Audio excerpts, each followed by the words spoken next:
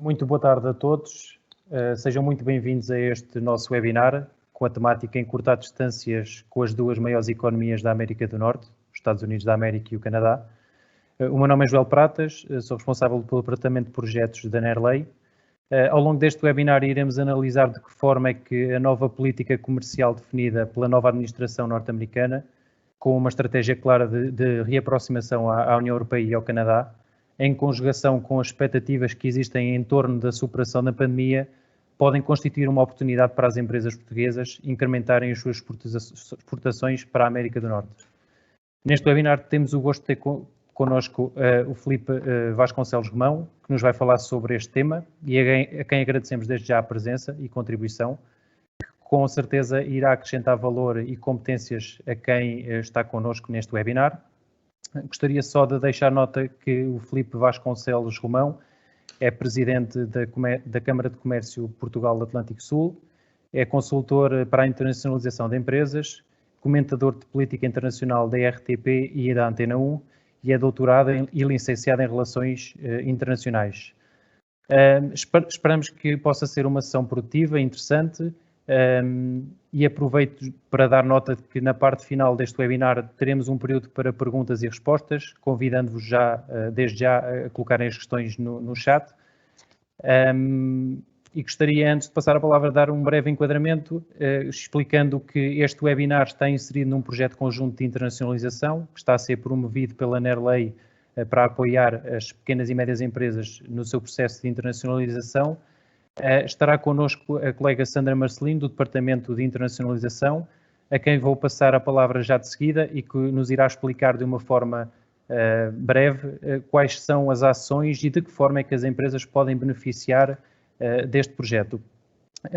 Mesmo antes de passar a palavra, gostaria de deixar nota que neste momento a Nerley está a preparar uma nova candidatura para um projeto muito semelhante a este, que vai conter diversas ações, nomeadamente a participação em feiras internacionais, a organização de missões presenciais e virtuais e ainda com uma forte componente na área do digital. E estamos neste momento a recolher manifestações de interesse por parte das empresas. Estas manifestações de interesse não têm um caráter vinculativo, mas é importante para a Nerley poder apresentar a sua candidatura, é importante recolher estas manifestações de interesse. Ao longo deste webinar nós vamos disponibilizar um link onde está disponível o acordo de pré-adesão e estamos disponíveis para qualquer esclarecimento. Não vou alongar mais e vou passar a palavra à colega Sandra Marcelino. Obrigado.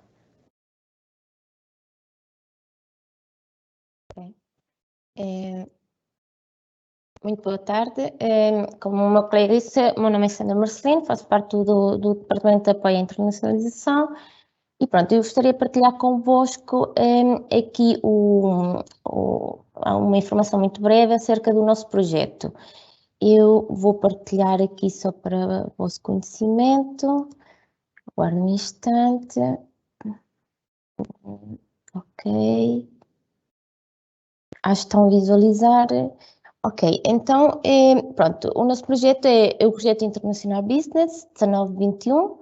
É um projeto que tem como objetivo apoiar as empresas no seu processo de internacionalização, contribuindo para o aumento da capacidade exportadora e da visibilidade internacional das empresas nacionais. Este projeto tem um conjunto de tipologia de ações, nomeadamente ações de capacitação, participação em feiras internacionais, missões empresariais de prospecção de mercados. Estas podem ser presenciais, se assim o contexto permitir, e também missões virtuais. As empresas que participem neste projeto e nestas ações podem beneficiar de uma taxa de cofinanciamento de 50% sobre os custos de despesas elegíveis. Entre as ações, nós temos aqui um calendário de projeto que já deu início em março de 2020 e terminará em setembro de 2022. Já foram realizadas algumas ações de capacitação, nomeadamente ciclos de webinar na área do e-commerce, temos abordado várias temáticas na área da internacionalização por blocos. Então, temos ainda prevista uma sessão de capacitação para a internacionalização através de uma ação coletiva de mentoring e está prevista também a realização de uma conferência online relativamente às tendências da fileira CASE.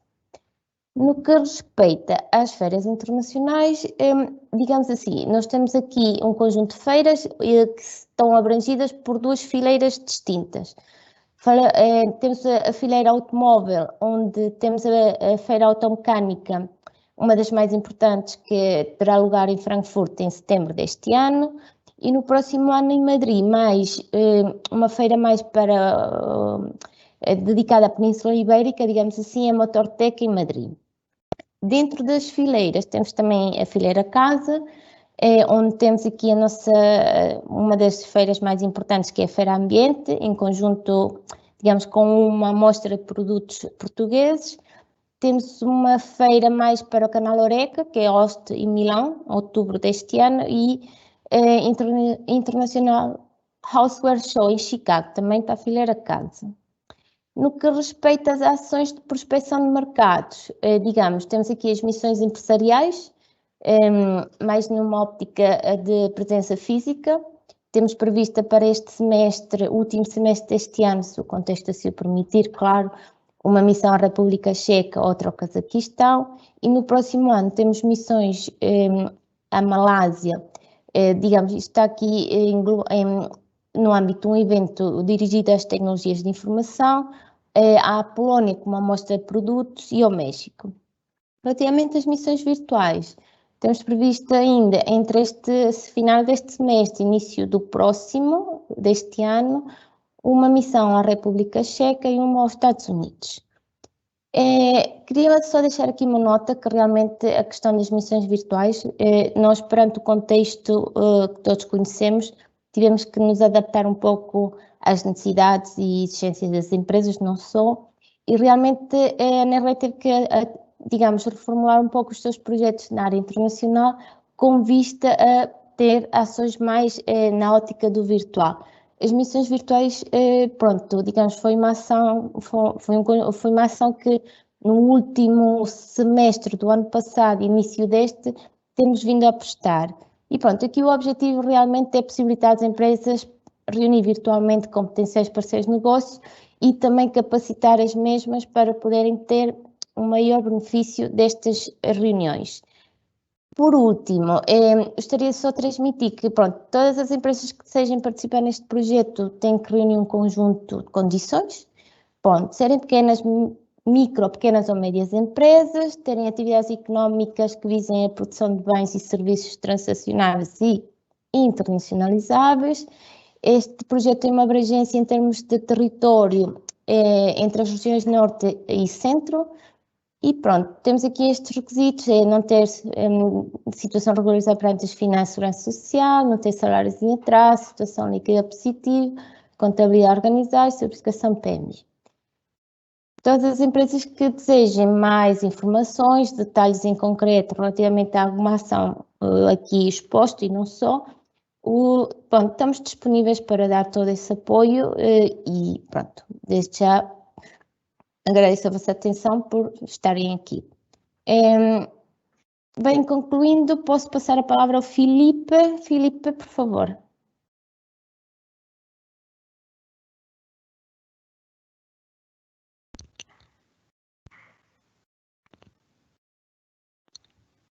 Micro.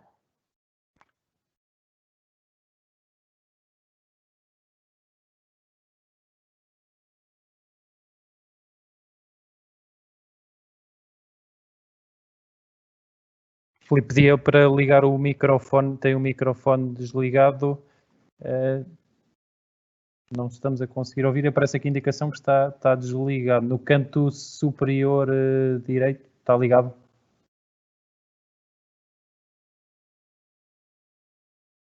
Com um problema técnico.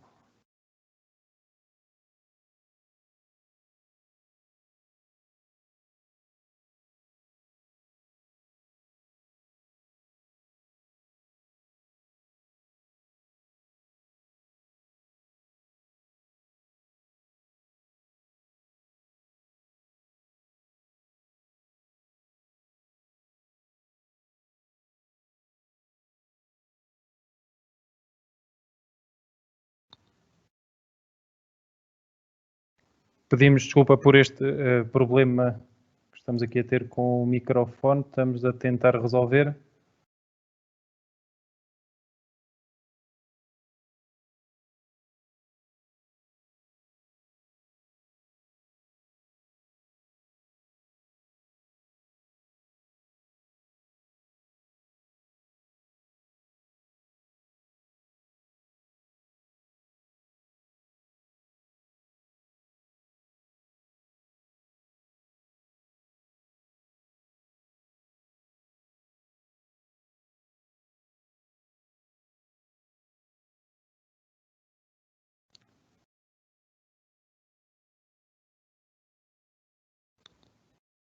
Pedia só a vossa melhor atenção e compreensão naturalmente.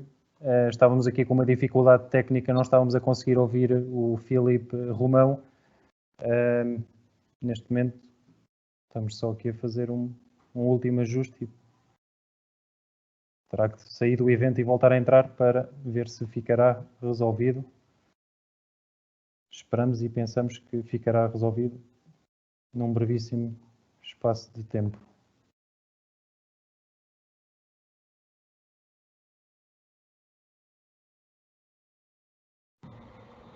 Já me ouvem? Ok, já estamos com o som, Filipe. Ok, pronto, muito obrigado. Bem, antes de mais, peço desculpa, mas realmente tinha aqui o som aqui dava como ligado, agora creio que já toda a gente me ouve.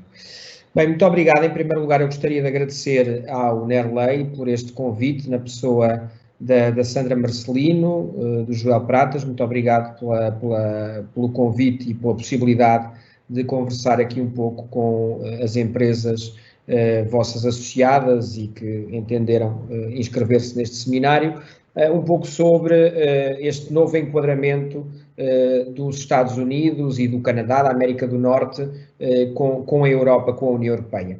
Para isso eu tenho uma breve apresentação que eu depois posso disponibilizar para os participantes, posso enviar depois um PDF da apresentação com estes elementos, que de resto são sobretudo dados recolhidos, são propostas de reflexão em primeiro lugar e depois alguns dados recolhidos do próprio ICEP, que é a nossa agência de promoção de exportações e de atração de investimento, que é uma ferramenta importante, sobretudo ao nível dos dados e do apoio que dá às empresas, e que, através dos seus dados, pode nos permitir ter aqui alguma luz sobre as oportunidades que existam nestes mercados e a forma como tem evoluído a relação de Portugal, nomeadamente Portugal, com estes espaços.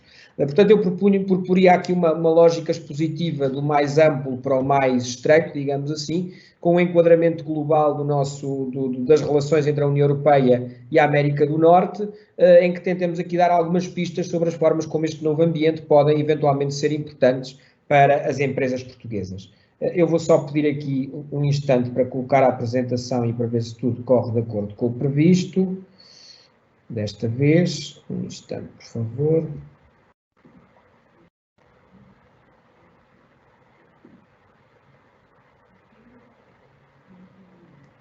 Só pedia que me confirmassem se está ok a apresentação.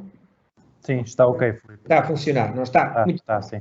Pronto, então, em primeiro lugar, eu normalmente gosto sempre de realçar que cada vez mais que Portugal não está só, como atualmente não tem qualquer tipo de autonomia para assinar acordos comerciais com outros países ou regiões à escala global.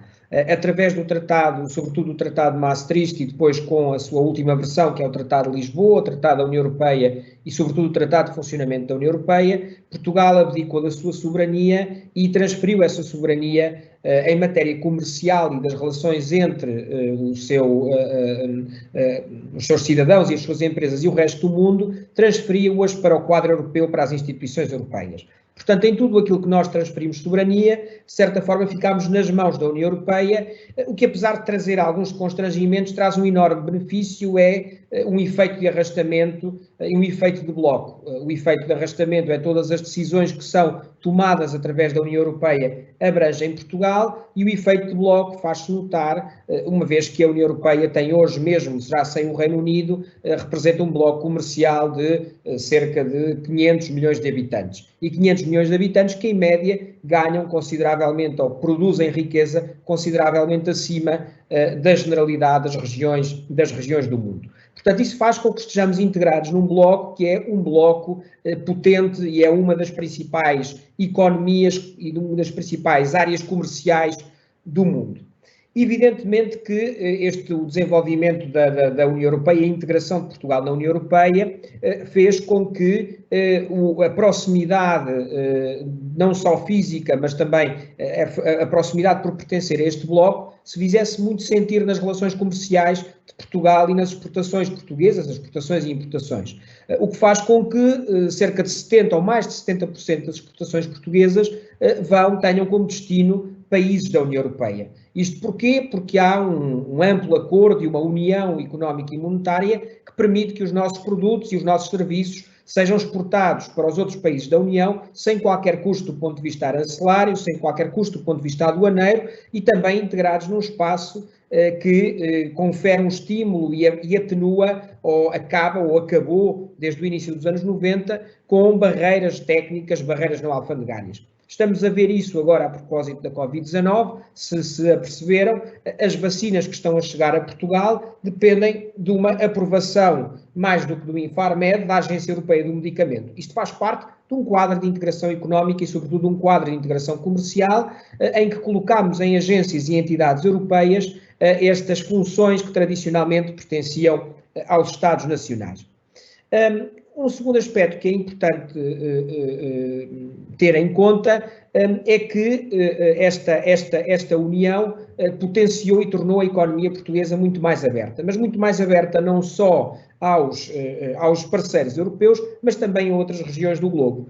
Como sabemos, quando abdicámos da nossa soberania monetária, Portugal deixou de poder imprimir dinheiro, passou a estar dependente de financiamento, e o Estado português e a economia portuguesa do financiamento que venha através de empréstimos, de financiamento no exterior ou de quadros de ajuda da União Europeia, e evidentemente isto fez com que, para que pudessem entrar divisas no país, foi necessário estimular a participação das empresas portuguesas no comércio internacional e num quadro de exportação. Portanto, isso faz com que Portugal seja hoje uma das economias mais abertas do mundo, não obstante estar, obviamente, sujeita a estes constrangimentos que representa pertencer a um bloco e perder alguma margem de decisão no quadro desse bloco. Este slide que eu aqui vos propus basicamente são os acordos comerciais que a União Europeia tem estabelecidos com o resto do mundo. E eu diria que o grande trabalho que há por fazer na União Europeia com o resto do mundo, sobretudo para Portugal, fruto dos laços históricos, sociais, culturais, económicos, com os outros países para lá da União Europeia, são um acordo comercial com o Mercosul, que, como sabemos, está em discussão e já está um draft assinado, mas que carece de implementação, e um acordo transoceânico, digamos assim, que abrange aos Estados Unidos da América, que são um parceiro importante pela dimensão política, económica e comercial que tem à escala global, mas que ainda hoje não tem um enquadramento de acordo, um enquadramento que permita trocas livres, trocas comerciais livres com esse país, com essa potência, com esse portento da economia mundial. Porque quando olhamos para o continente americano e quando olhamos especificamente para a América do Norte, já temos, e vê-lo-emos a propósito do Canadá, já temos um acordo com o Canadá desde 2017, que abrange aqui Portugal desde 2017, e já temos um acordo com o México desde 2000, acordo esse que está em renegociação. Portanto, o grande trabalho que há por fazer é justamente o trabalho com os Estados Unidos.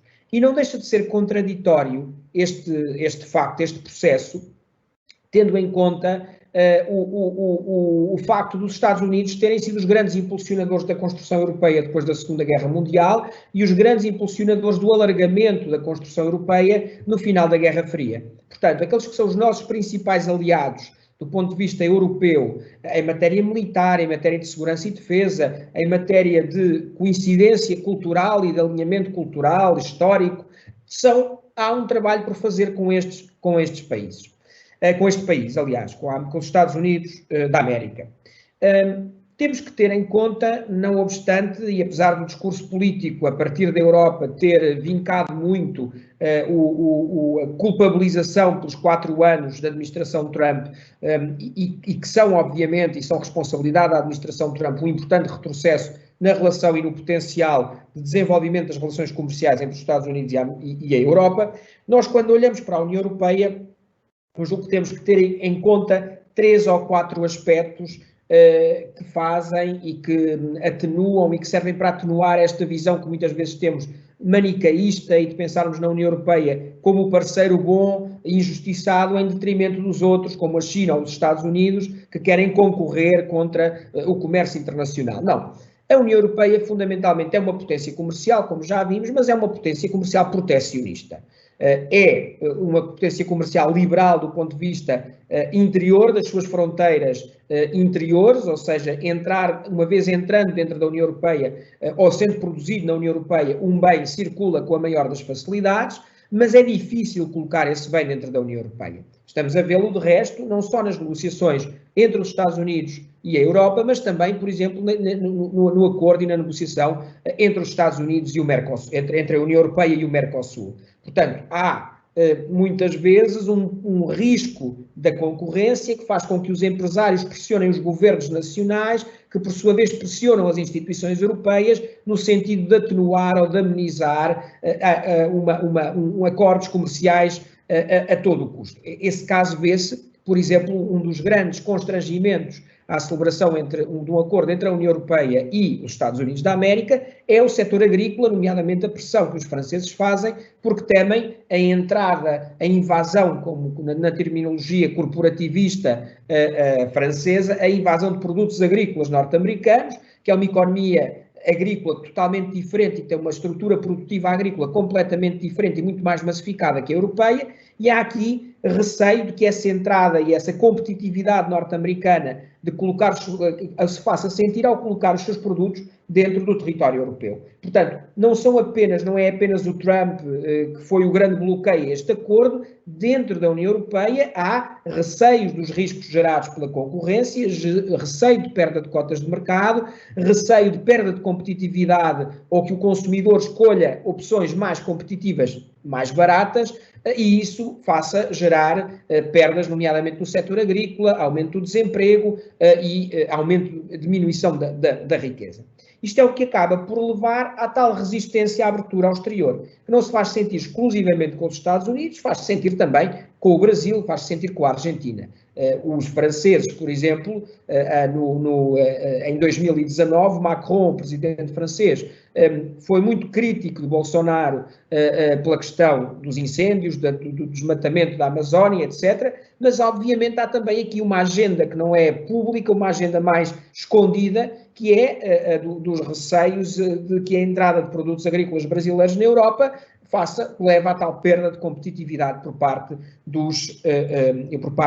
para a agricultura francesa e para as empresas agrícolas francesas. Portanto, há que olhar para estas realidades, não numa lógica de bem contra o mal, mas numa lógica em que há interesses, as duas partes têm interesse e cada uma vai jogando com os seus interesses, as opiniões públicas e as corporações vão pressionando os governos nacionais e estes, por sua vez, pressionam as instituições europeias.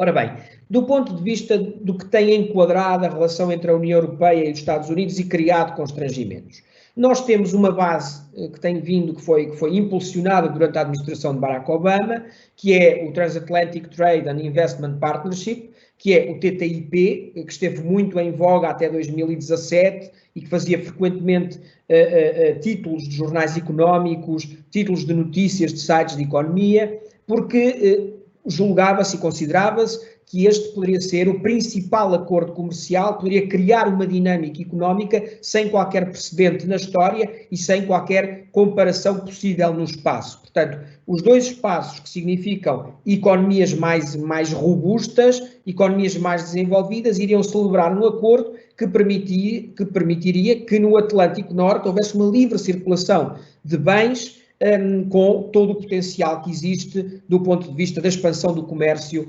internacional entre estas duas partes. Portanto, este é o framework, este é o enquadramento que existe nas relações entre a União Europeia e os Estados Unidos.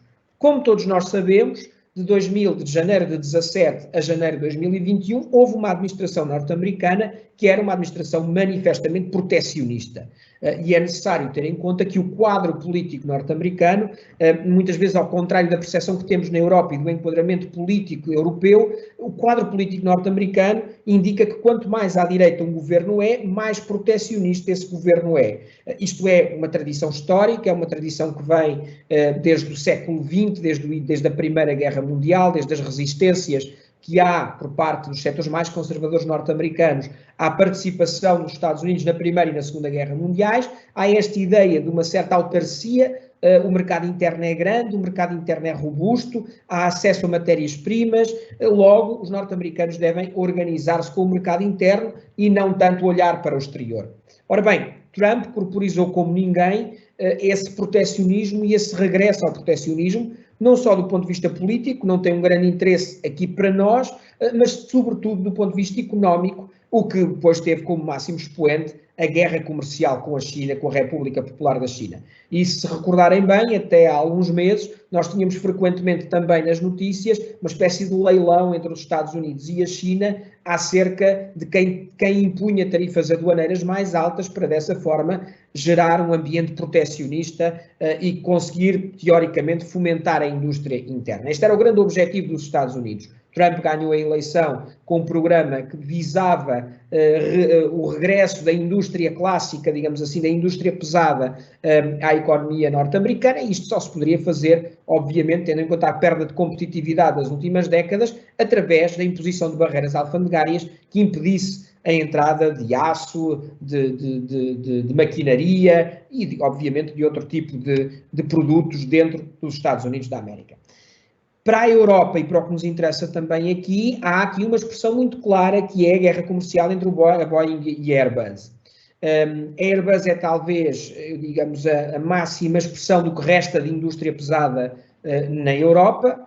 É um mercado muito específico, o mercado aeronáutico, o mercado da construção de aeronaves, sobretudo para utilização civil, de aviões para utilização civil, depende muito de inovação tecnológica, depende muito de incorporação de tecnologia e de pesquisa e desenvolvimento para incorporação de tecnologia no produto final, porque a segurança é determinante na aviação civil e isso leva a que os países, que não seja a mesma coisa fabricar aviões do que é fabricar toneladas de aço. Portanto, a guerra comercial neste setor centrou-se na guerra entre os Estados Unidos, na relação entre os Estados Unidos e a União Europeia, porque as duas principais, quase numa lógica de duopólio à escala global, empresas fabricantes de aviões para a aviação civil são a Boeing norte-americana e a Airbus, que é um consórcio europeu com um grande peso da Alemanha, de França, inclusivamente de Espanha e até do Reino Unido nesse consórcio. Portanto, esta guerra também ditou e foi aproveitada por Trump e pela Comissão Europeia para um leilão de tarifas alfandegárias entre os dois blocos, entre um país, os Estados Unidos, e um bloco, a União Europeia. E este é o enquadramento norte-americano e o enquadramento do processo norte-americano da administração Trump na sua relação com a Europa. A eleição de Joe Biden, fruto do contexto pandémico e da forma como este se fez sentir na economia e na vida dos norte-americanos, transmitiu a percepção, a ideia de um novo ambiente. Como sabem, foi uma eleição disputada. Como sabem também, Biden tem-se afirmado nos últimos meses e ao longo destes primeiros 100 dias no poder, ou já mais de 100 dias no poder, como uma espécie de anti-Trump. Não só pelo seu perfil, não só porque percebeu que foi eleito não tanto por ser Biden, mas mais por ser o não Trump naquele momento, mas também porque o programa do Partido Democrático sempre foi um programa, sobretudo desde a Segunda Guerra Mundial, muito mais aberto do ponto de vista económico, muito mais liberal do ponto de vista económico. Não nos podemos esquecer que há várias acessões do conceito de liberalismo e aquilo que nós cá na Europa associamos a ultraliberalismo não é necessariamente aquilo que os norte-americanos associam a liberalismo. E nós, os norte-americanos, associam liberal, o conceito liberal é um conceito que até prevê mais intervenção do Estado e ser um pouco mais à esquerda na política interna, mas manifestamente ser a favor de uma abertura comercial com o resto do mundo. E Biden incorporou até ao momento essa lógica de abertura comercial com o resto do mundo. Como é que se tem sentido esta presença de Biden? Por exemplo, em março deste ano, houve uma moratória, uma espécie de moratória, um acordo para derrubar a última vaga de tarifas alfandegárias lançada pela Europa no âmbito desta guerra que tínhamos visto aqui entre a Boeing e a Airbus. E há aqui a conjugação de um Biden que, do ponto de vista do seu discurso de política externa, foi um discurso claramente de abertura e de redesenhar e de reconstrução dos laços com a Europa. Esses laços têm uma componente militar através da NATO muito importante, mas evidentemente que arrastada por essa componente militar vem também a necessidade de olear as interações entre agentes privados dos dois lados, das duas costas do Atlântico Norte.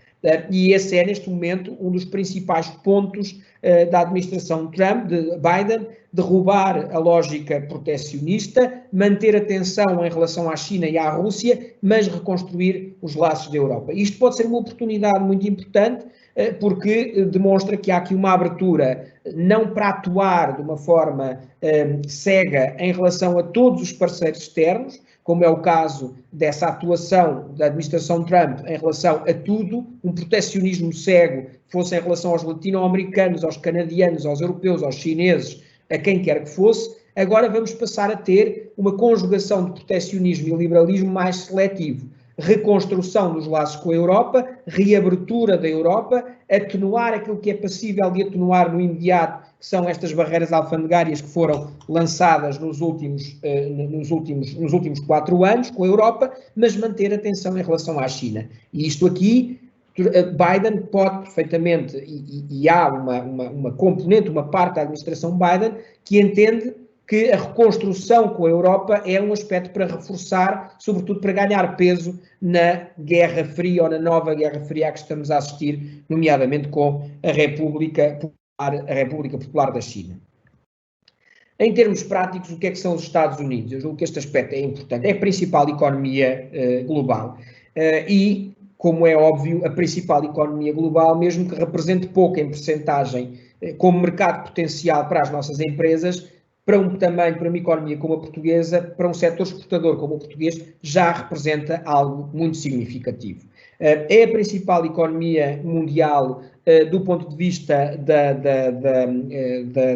do produto interno bruto, obviamente. Entre os grandes países é o principal em termos de produto interno bruto per capita. Muitas vezes olhamos para a China e vemos aqueles números que tendem a confundir-nos um pouco em relação ao peso da China, mas quando agregamos tudo e percebemos o que é que cada norte-americano produz e comparamos com o que cada chinês produz, os norte-americanos ainda estão muito à frente do ponto de vista dessa produção e continua a ser um país que, mesmo apesar da crise, apesar dos problemas que houve no último ano e apesar dos constrangimentos ditados pela administração Trump, é ainda o segundo país ao nível da competitividade, nos índices de competitividade, o 12º país em termos de ambiente de negócios, o 6º país em termos de facilidade para criar negócios, o 25º país em termos de transparência, tem um risco da dívida que é inferior, ou que é superior, é mais elevado que, por exemplo, o da Alemanha, mas ainda hoje é um país que consegue imprimir dinheiro como mais ninguém consegue imprimir dinheiro. Há aqui uma filosofia da Reserva Federal Norte-Americana que fez e que depois é materializada pelos governos, pelas diferentes administrações. Trump, não se esqueçam, assinou um cheque para todos os norte-americanos, para todas as famílias terem acesso a algumas centenas de dólares. Agora Biden assinou um novo cheque que é dinheiro a ser impresso, é dívida que é lançada, porque os Estados Unidos têm uma dimensão tão grande, são too big to fail, portanto, nesse sentido, têm essa margem de manobra que os europeus não têm, têm uma filosofia que os europeus não têm. Por muitos dólares que se imprimam, a inflação é pouco tocada por esta impressão de dólares. Logo, isso cria um dinamismo no mercado interno, juntamente com uma liberdade, muito maior liberdade de contratação no mercado de trabalho, que depois gera uma diferença muito grande do ponto de vista dos tempos de recuperação, da capacidade de recuperar em termos de desemprego em comparação com a Europa. Não quer, obviamente, dizer que a Europa seja pior, a Europa é diferente, a Europa tem uma rede social muito mais ampla do que os norte-americanos, mas o facto é que quando estamos a falar de negócios e quando estamos a falar de um mercado que seja um alvo das nossas exportações, evidentemente é melhor exportar para um país que tenha esta flexibilidade e esta capacidade de recuperação do que para um país que seja mais lento a recuperar e no qual seja mais difícil depois fazer negócios. Paradigmas, Estados Unidos por um lado, Brasil ou Argentina por outro. Estados Unidos, dinamismo brutal do ponto de vista económico, um Estado que não coloca entraves, Brasil um Estado que coloca inúmeros entraves e que sempre que há uma crise económica esta arrasta-se durante anos e anos e dificulta ainda mais a perspectiva de negócios com o Brasil. Estes são os dados macroeconómicos, eu também, mais do que do enquadramento, é só para que fiquem com estes dados, mesmo perante um cenário caótico como o da crise do ano passado, e vejam bem como uma queda de 3,5% do PIB pode nos parecer algo menos mau, se nos dissessem isto há um ano e meio, diriam que estamos loucos, mas efetivamente quando nós olhamos para aquilo que eram as perspectivas no início da pandemia, conseguimos perceber que houve aqui uma recuperação e uma elasticidade muito grande na economia norte-americana, que acabou por permitir que o produto interno bruto só caísse 3,5%, o dado também de grande relevância, mais de 60 mil dólares em termos de PIB per capita, cada cidadão norte-americano produz em média 63 mil dólares, ou produziu o ano passado em média 63 mil dólares, e isso é um aspecto de grande relevância. E a própria taxa do desemprego, quando olham para o seu gráfico, é uma taxa que varia muito mais, porque o desemprego e o despedimento é totalmente liberalizado no modelo norte-americano. Evidentemente não estou aqui a fazer a apologia disto, estou aqui a pensar de uma forma cínica e a partir da perspectiva de um fornecedor, de uma empresa portuguesa que procure mercados na América do Norte. Estes dados são do AICEP, que tem este trabalho muito bem feito e atualizado mês a mês. Como podem ver, estes dados estão atualizados em março de 2021 e podem ver aquilo que são as principais importações, os principais setores, as principais fileiras, digamos assim, de importações nos Estados Unidos da América. Portanto, máquinas, aparelhos, veículos, produtos químicos. É importada muita coisa da Europa, nomeadamente da Alemanha, como sabem, por exemplo, a Mercedes, a BMW são grandes exportadores para os Estados Unidos da América, porque apesar dos norte-americanos serem ainda grandes fabricantes de automóveis, há nichos de mercado muito importantes em que os produtos europeus gozam de grande prestígio. Do ponto de vista das empresas portuguesas, aqui como no Canadá, há o aspecto relevante do mercado da saudade, desculpem a expressão, que é aplicável a alguns produtos, grandes comunidades portuguesas, nomeadamente com aspectos que são relevantes, sobretudo no setor alimentar, mas há cada vez mais empresas portuguesas que conseguem entrar em cadeias de valor de indústrias tecnológicas, cadeias de valor de indústrias norte-americanas e conseguem inserir os seus produtos como inputs para essas indústrias. Isto é relevante. Tem sido assim, por exemplo, os têxteis técnicos é um desses exemplos, mas depois há empresas portuguesas, estou-me a recordar de empresas na área da padaria, de fabrico de pão congelado e massas de pão congelado, que conseguem entrar, e empresas de chocolates, que conseguem entrar em grandes cadeias norte-americanas, mesmo que estas não estejam próximas de comunidades portuguesas. Portanto, a competitividade dos produtos portugueses, esta capacidade de estar em espaços de ter ganho notoriedade, participação em feiras nos últimos anos, também faz com que haja possibilidade de interagir e de trabalhar com empresas norte-americanas. Focaria também, para não estarmos exclusivamente nas mercadorias, o setor dos serviços, as startups portuguesas, os projetos conjuntos que houve e que têm-se vindo a ser realizados entre empresas portuguesas que desenvolvem soluções tecnológicas e empresas norte-americanas que depois ou adquirem essas soluções tecnológicas ou acabam por desenvolver parcerias com empresas nacionais. Estou-me a lembrar do exemplo da Ambabel, por exemplo, que é uma empresa que gerou a partir de Portugal, que desenvolveu software e ferramentas de tradução semi-automática e que hoje tem clientes nos Estados Unidos, como os principais portais norte-americanos, desde a Google, passando por TripAdvisor, o Booking, que são empresas desenvolvidas nos Estados Unidos e que depois contratam serviços a empresas portuguesas. Portugal tem avançado muito do ponto de vista tecnológico e esta é também uma oportunidade que não deve ser deixada de ter em conta. Ficam também aqui com os aspectos importantes do ponto de vista dos principais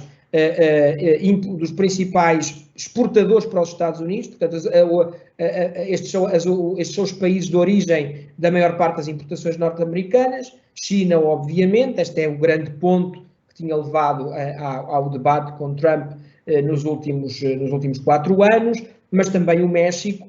Porque aqui na questão do México é importante realçar isto, há uma série de empresas de capital norte-americano que depois, ao abrigo de políticas fiscais e de uma mão de obra muito mais barata, colocam as suas empresas no México e, por exemplo, fabricam automóveis no México que depois são exportados para os Estados Unidos, mas que na prática são desenvolvidos a partir de capital originário, capital norte-americano.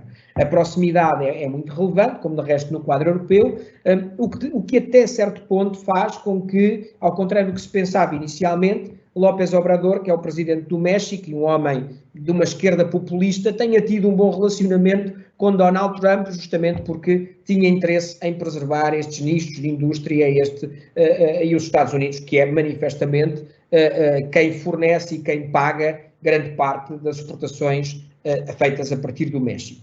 Depois o Canadá, o Japão, que tem laços históricos, obviamente, e aqui temos depois o processo fragmentado, em que no quadro dos parceiros europeus, a Alemanha é manifestamente o principal exportador de mercadorias para os Estados Unidos da América. Em termos do que é que tudo isto representa para Portugal, ora bem, as exportações portuguesas representaram, peço só desculpa aqui para não, ok, desculpa. As exportações portuguesas representaram cerca de mais de 2,5 mil milhões de dólares, as norte-americanas importações pouco mais de mil milhões de dólares. O que é que nós exportamos mais para os Estados Unidos? Combustíveis, máquinas e aparelhos, matérias têxteis, madeira e cortiça e produtos químicos, e importamos combustíveis, veículos, produtos agrícolas, máquinas e aparelhos, produtos químicos. Portanto, temos aqui uma carteira de exportações e de importações bastante semelhantes, onde, evidentemente, como sabem, Portugal ganhou espaço na refinação e nos últimos anos ganhou margem de refinação que lhe permitiu passar a ser um exportador líquido de combustíveis refinados, e isso acaba por se fazer sentir também nestes processos. O Canadá tem uma economia diferente, estamos a falar de um país que tem 10% da população norte-americana, tem um acordo já estabelecido, uma vez que havia um atraso tão grande no acordo com o Atlântico Norte. O Canadá, a partir de 2013, também começou a desenvolver uma via própria na sua relação com a União Europeia, tem hoje um acordo de livre comércio com a União Europeia que está provisoriamente em vigor desde 2017, O processo europeu é um bocadinho complexo porque a Comissão Europeia assina o tratado, a Comissão e o Conselho, e este depois tem que ser ratificado pelo Parlamento Europeu, mas naquelas matérias que tocam a soberania dos Estados têm que ratificar também os seus Parlamentos Nacionais, todos eles, dos 27, têm que ratificar o tratado. Portanto, na prática, para que não se perpetue a espera, naqueles contextos que são exclusivamente do âmbito da União Europeia, o tratado começa a andar provisoriamente e foi o que aconteceu desde 2017. É de resto uma economia aberta, o Estado tem mais peso na economia canadiana do que na norte-americana, há um Estado social, há mais dificuldade de contratação e mais subsídios e mais apoios sociais e desemprego, mas de resto é um país perfeitamente aberto, competitivo, onde é relativamente fácil fazer negócios e consideravelmente transparente. Portanto, tem aqui um contexto bastante semelhante ao norte-americano. Tem depois um PIB per capita em torno dos 43 mil dólares, que é uma economia também muito robusta, e também aqui tivemos uma queda mais acentuada, mas não foi também uma queda brutal do produto interno bruto com 2020 e com a crise de 2020. As estruturas de importações são muito semelhantes no Canadá e nos Estados Unidos. Obviamente estamos a falar de uma economia que importa muito menos do que a norte-americana, porque é uma economia muito mais pequena. As comunidades portuguesas também são de grande relevância. A economia canadiana é muito mais dependente da norte-americana do que a norte-americana da canadiana, como é óbvio. Funciona um bocadinho, de uma forma muito atabalhoada e mais pronunciada, a mesma situação que Portugal com a Espanha, como vêem, portanto, um país pequeno, o Canadá só tem fronteiras com os Estados Unidos, Portugal só tem fronteiras com Espanha, a economia canadiana é, inclusivamente, mais vezes mais pequena do que a norte-americana, do que a portuguesa da espanhola. Logo, isto depois vai se repercutir na sua estrutura de parceiros comerciais. Também aqui Portugal tem vantagens ao nível das exportações para o Canadá, obviamente valores muito mais pequenos, muito mais relativos, e também aqui novamente foram exportados veículos e material de transporte, produtos alimentares, têxteis. Têxteis é importante, é um setor onde ainda, sobretudo os têxteis técnicos, porque tendo em conta a concorrência das potências e dos mercados orientais, dos produtores orientais nos últimos anos, o têxtil português teve uma situação conturbada, sobretudo naquelas áreas onde não consegue acrescentar mais valor. Isso fez-se sentir, mas no âmbito dos têxteis técnicos, e quando falo em têxteis técnicos, faço, por exemplo, para a indústria automóvel, para telas industriais, telas de revestimento para obras e para a construção. Aí Portugal tem uma palavra muito relevante a dizer. Temos importado, sobretudo, produtos agrícolas, máquinas e aparelhos, produtos químicos, veículos, plástico e borracha. Portanto, importações e exportações bastante semelhantes. E pronto, do ponto de vista geral, estes são os dados, o levantamento de dados que fiz e que vos entendi que era pertinente trazer aqui. Do ponto de vista dos conselhos e de alguns aspectos que possam ser importantes para empresários portugueses. Não olhemos para o mercado exclusivamente para as mercadorias. Os serviços portugueses, volto a dizer, Portugal tem, isto aplica-se aos Estados Unidos e aplica-se a outros mercados. Portugal fez um trabalho muito grande de desenvolvimento em determinadas áreas de consultoria, de serviços, áreas tecnológicas, fruto da nossa integração europeia e da exigência que foi colocada para os portugueses ao nível do urbanismo, ao nível do saneamento urbano, ao nível do setor elétrico, e isso fez com que Portugal estimulou o desenvolvimento de empresas capazes de concorrer com a generalidade das empresas, com o que melhor se faz no mundo. Obviamente, nos Estados Unidos está neste momento em curso um grande plano de obras públicas liderado pela administração Biden, que visa não só atuar ao nível, os estímulos que estão em jogo nos Estados Unidos neste momento são os maiores estímulos de que há memória, os maiores estímulos desde o New Deal, ultrapassam inclusivamente os New Deal e passam por dois ramos. Em primeiro lugar, gerar liquidez através de cheques do Tesouro que são distribuídos pelas famílias. Em segundo lugar, através de investimento público. As estruturas, as vias de comunicação norte-americanas estão em mau estado, na generalidade dos casos. As estruturas que pertencem ao governo federal, como sabem, os Estados Unidos têm um regime federal em que o poder é dividido entre os Estados e a Federação, estão desgastadas e não são renovadas. Há estruturas desde o tempo do New Deal que não são mexidas, desde os anos 30, desde a administração Roosevelt, imaginem. O Biden quer se assumir como aquele que superou o reaganismo, as políticas neoliberais e a retração do Estado. E tem uma oportunidade pela crise pandémica e pela crise económica que é consequência dessa crise pandémica. Portanto, muito provavelmente a curto prazo vão começar a ser implementados planos de obras públicas a larga escala, onde, como noutras regiões do mundo, as empresas portuguesas podem ser chamadas a participar. E não falo apenas de uma Mota-Engil, não falo apenas das grandes empresas, falo daquelas que depois participam, muitas vezes pequeninas, mas que dão o seu contributo em consórcios ou como fornecedores de empresas ou como fornecedores de empreitadas nestes países. Gestão de autoestradas, software para obra pública. Há várias áreas onde os portugueses têm ferramentas muito competitivas, ferramentas que concorrem com o que melhor se faz no mundo. Estejamos atentos ao que vai acontecer, sobretudo nos Estados Unidos, estejamos atentos ao que vai acontecer no Canadá e ao Canadá, porque já existem estes mecanismos de conseguir exportar mercadorias para o Canadá com barreiras alfandegárias diminutas. Estejamos atentos, no entanto, sobretudo aos Estados Unidos, porque há muito dinheiro que vai ser gasto nos próximos anos Biden está a apostar nisso para consolidar não só a sua administração, mas uma mudança de paradigma numa série de áreas. Setor energético, por exemplo, quem viu os debates presidenciais nos Estados Unidos poderá ter percebido que Biden teve coragem no programa e vai ter uma aposta grande pelo regresso das renováveis nos Estados Unidos.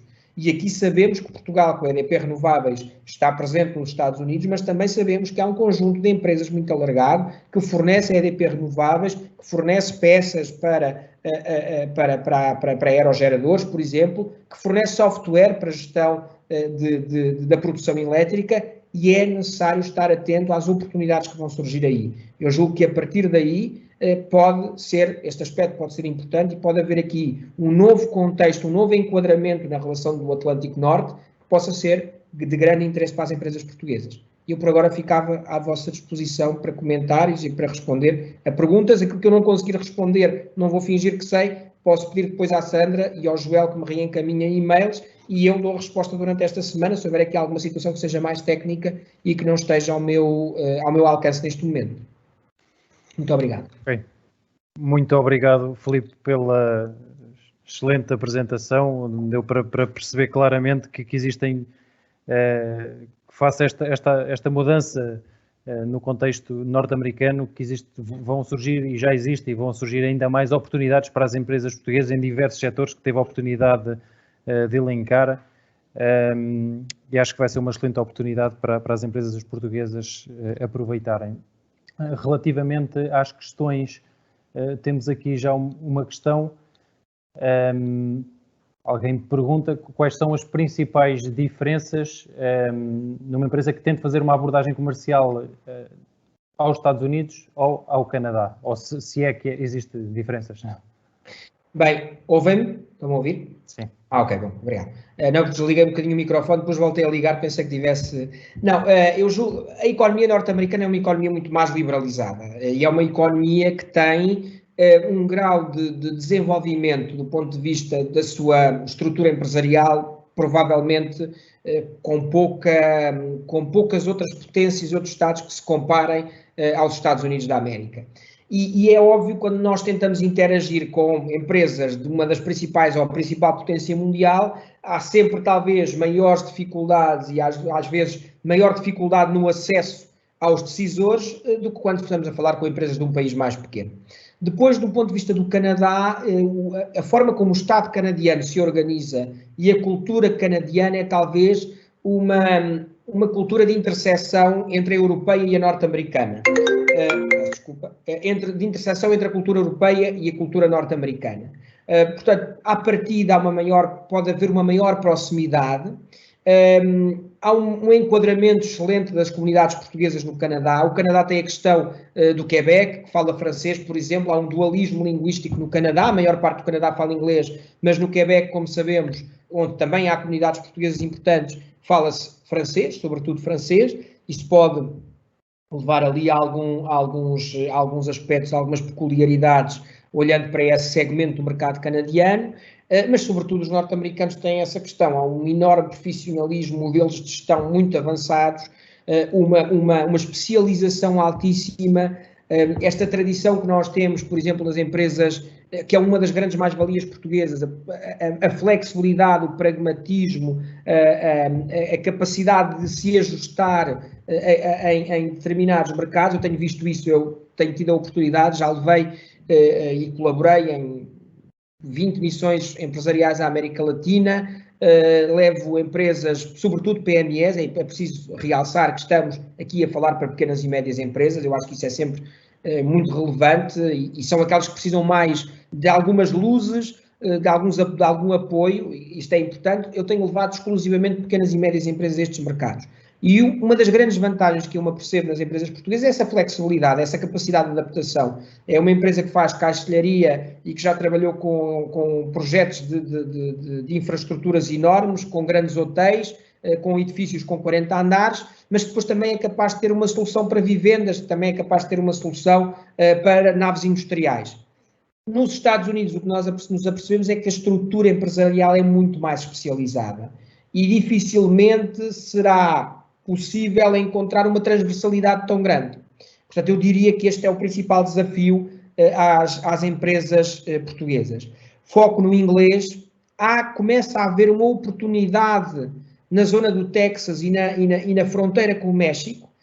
Há, por exemplo, grupos de distribuição alimentar que têm o espanhol já como língua principal. Isto é outro, dava-nos para outro seminário, porque de facto há um ganho de espaço da língua espanhola, do castelhano, nessas zonas de fronteira no sul dos Estados Unidos. Isso faz com que haja grupos que tenham, grupos até de capital mexicano, que depois têm empresas, têm lojas no Texas e vice-versa. Mas o inglês é a ferramenta por excelência fundamental para o diálogo com as empresas e com os interlocutores norte-americanos. A lógica de parceria também pode funcionar, isto funciona, isto é uma receita que eu julgo que é de aplicação universal.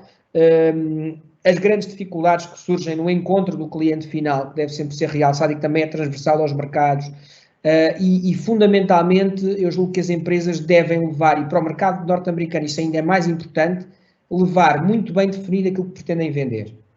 Porque por vezes também a outra cara dessa transversalidade das empresas portuguesas é nós termos, como já me aconteceu, uma empresa de soluções tecnológicas de primeiro nível, mas que depois tem soluções tecnológicas para tantas indústrias, para tantas áreas, que não tem foco, vai ao mercado e quer falar com o gestor aeroportuário, quer falar com o gestor na área do satélite meteorológico, quer falar com o gestor de e-commerce de uma cadeia de distribuição, e isso perde-se o foco, porque ninguém consegue sair de uma reunião às 2 da tarde ou às 10 da manhã ou ao meio-dia a tentar vender uma solução de e-commerce e um portal para construir a loja online do supermercado, e às 2 da tarde estar a falar com um gestor de infraestruturas rodoviárias e tentar vender-lhe uma solução para a gestão das portagens. Portanto, foco é fundamental, e nos Estados Unidos da América isto ainda é mais importante, que enquanto na América Latina há uma compreensão e há uma transversalidade ainda maior, no caso dos Estados Unidos isso não acontece.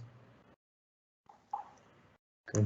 Muito obrigado pela clareza, mais uma vez, da explicação. Temos aqui uma outra questão da Joana Faria, que agradeço desde já. É uma questão específica, bastante específica, mas talvez nos consiga responder. E a Joana questiona, a nível da documentação legal, como RFI e certificado de residência fiscal, para as comercializações, sabe como se processa?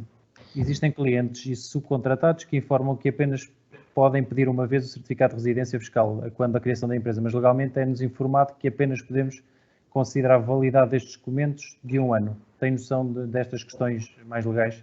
Eu vou enviar, nesse aspecto, ao Joel e à Sandra, ao Joel, desculpa, um link com aquilo que são as fichas de mercado e, sobretudo, os requisitos legais para investimento e para exportação para os Estados Unidos, quer do site da União Europeia, quer da ICEP, que eu julgo que aí tem tudo muito detalhado do ponto de vista da documentação e do que é necessário. Estive agora a fazê-lo, eu tenho aqui os links e já a seguir a esta nossa reunião eu envio-vos já os links e pedia-vos que reencaminhassem, porque é necessário ver esse aspecto, é necessário ter em conta que num regime como o norte-americano pode haver diferenças de Estado a Estado, como sabem, há uma grande autonomia, a fiscalidade, não há uma fiscalidade unificada nos Estados Unidos, há 50 fiscalidades, mais uma que é do Distrito de Colômbia e, se quisermos alargar, o Porto Rico também, e isto faz com que também haja regimes completamente diferentes para a instalação de empresas. A repatriação de capital não é um grande problema, não há também um grande problema em termos de abertura da empresa e de limitação à abertura da empresa, mas evidentemente há uma carga burocrática que eu julgo que é importante ter uma primeira abordagem